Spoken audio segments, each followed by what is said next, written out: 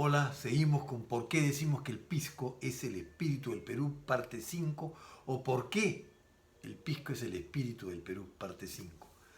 Livio Pastorino, sommelier y especialista en pisco, los saluda. Hoy día vamos a seguir compartiendo estos consejos sobre el pisco que son importantes. Las regiones donde se produce el pisco. El pisco se produce en 5 regiones del Perú, ¿no?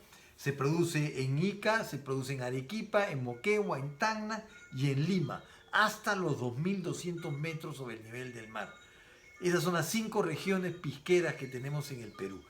Eso es importante saberlo. Eso está dentro del reglamento de la denominación de origen pisco y es importante.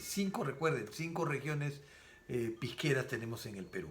Eso por un lado. He estado viendo otros libros de historia con respecto a la mojonería, que voy a tocar el tema ahora, que es este libro de Eduardo Dayan, Vino y Pisco en la historia del Perú, que es un libro editado por la Universidad de San Martín. De todas maneras, otro libro interesante. Y acá Eduardo Dayan habla de terminando el año diciembre de 1567, o sea, se adelanta a lo que yo había dicho en 1595, que lo dice Lorenzo Huertas en su libro, ¿no?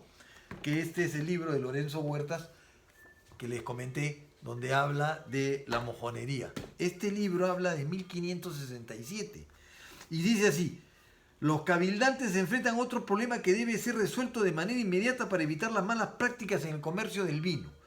Para ello es necesario nombrar a una persona que se ocupe de la mojonería, es decir, de catar los vinos para que pueda dar fe de su calidad. El acta indica que acuerden de presente por este año, viene de 68, se rinde la mojonería o la moxonería, que comienza desde Navidad, vienen adelante al año, queda Sebastián Ruiz. Esto está todo escrito como en el siglo XVI, ¿correcto? En adelante, ande con la correduría, pueden poner tenyente en la correduría y mojonería a contento de este cabildo, ¿no? Sin embargo, ten cuidado que pusieron el nombramiento del catador de vinos, el que debía tener, se debía tener en su conversación un semestre más tarde, nuevamente requieren adoptar medidas porque se vende un ruin vino en las tabernas, ¿no?